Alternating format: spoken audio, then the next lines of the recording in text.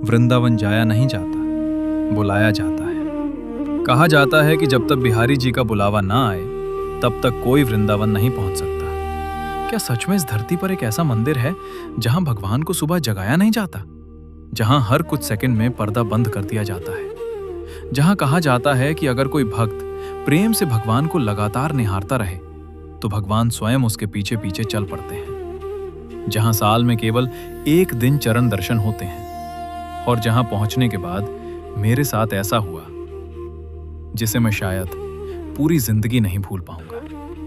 नमस्कार दोस्तों, और आप देख रहे हैं वन टिकट अवे। आज हम चलेंगे वृंदावन के सबसे प्रसिद्ध, सबसे रहस्यमय और सबसे भावुक मंदिर, श्री बांके बिहारी जी मंदिर। लेकिन वीडियो के अंत तक जरूर रुकिएगा, क्योंकि दर्शन के बाद एक बंदर मेरा 1.5 लाख रुपए का फोन लेकर भाग गया था। और उस समय जो हुआ वो किसी फिल्मी सीन से कम नहीं था।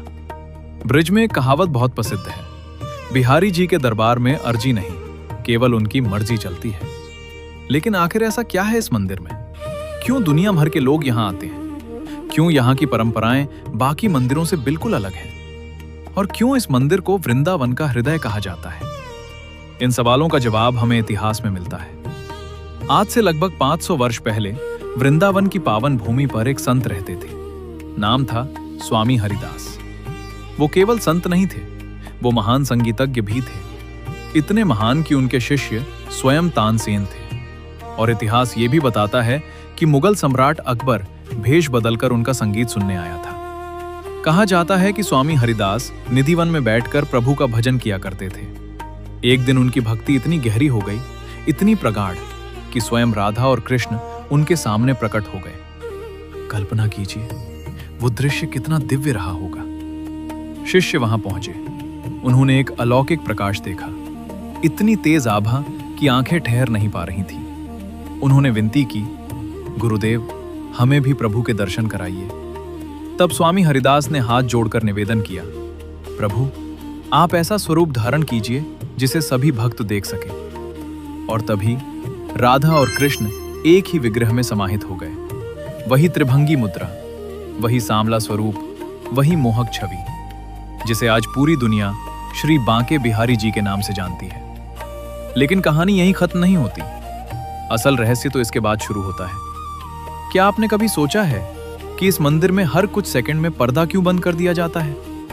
इसके पीछे एक बहुत प्रसिद्ध मान्यता है। कहा जाता है कि बिहारी जी अपने भक्तों से इतना प्रेम करते हैं कि यदि कोई भक्त लगातार उन्हें प्रेम से निहारता रहे तो भगवान स्वयं उसके साथ चल पड़ते हैं। इसीलिए यहाँ झांकी दर्शन की परंपरा है।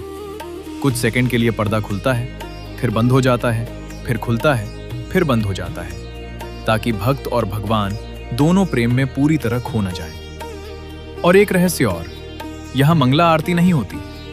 बाकी मंदिरों में भगवान को सुबह जगाया जाता है, लेकिन यहाँ मान्यता है कि बिहारी जी रात में निधिवन में रास लीला करते हैं, इसलिए उन्हें सुबह विश्राम करने दिया जाता है।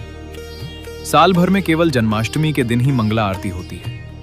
और चरण दर्शन, वो भी साल में सिर्फ एक दिन, अक्षय तृतीया के दिन। इतिहास और रहस्यों को जानने के बाद अब समय था दर्शन का। भीड़ को पार करते हुए आखिरकार मैं मंदिर के अंदर पहुंचा।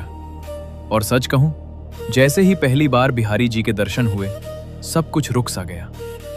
वो सांवला स्वरूप, वो मोर मुकुट, वो त्रिभंगी मुद्रा और वो आंखें, ऐसा लगता है जैसे सीधे आपकी आत्मा के भीतर देख रही हूं। दर्शन के बाद मैं मंदिर से बाहर निकला। बस एक छोटा सा क्लिप रिकॉर्ड करना था, सिर्फ 10 सेकंड का। मैंने फोन निकाला, कैमरा ऑन करने ही वाला था, और तभी थप, एक बंदर आया और मेरा फोन लेकर भाग गया। 1 सेकंड पहले फोन मेरे हाथ में था, अगले सेकंड बंदर के हाथ में। भाई मेरी तो वहीं हालत खराब हो गई। समझ ही नहीं आ रहा था क्या करूं।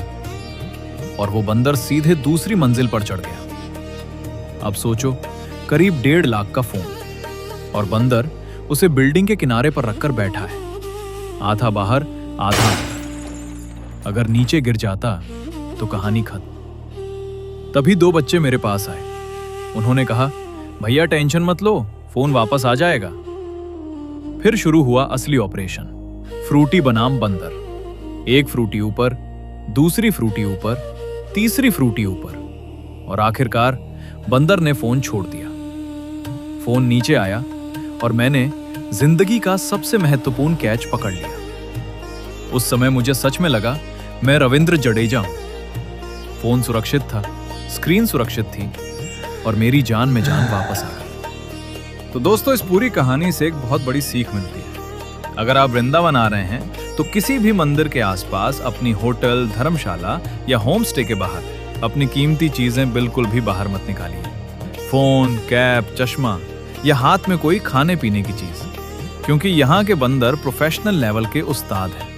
आपको पता भी नहीं चलेगा और अगले ही पल आपकी चीज उनके हाथ में होगी। मेरे केस में तो किस्मत अच्छी थी और उन बच्चों की मोटिवेटेड से मेरा फोन मुझे वापस मिल गया। लेकिन हर किसी के साथ ऐसा नहीं होता। कई लोगों के फोन नीचे गिर जाते हैं, कई लोगों के चश्मे टूट जाते हैं और कई बार तो बंदर चीजों को पूरी तरह खराब भी कर देते हैं। इसलिए जब भी वृंदावन आए, दर्शन का आनंद लीजिए, भक्ति में डूब जाइए, लेकिन बंदरों को कभी हल्के में मत लीजिए।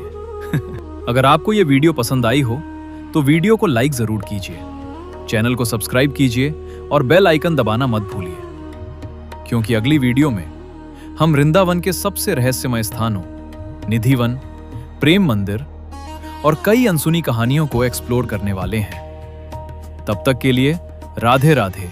जय श्री बांके बिहारी लाल।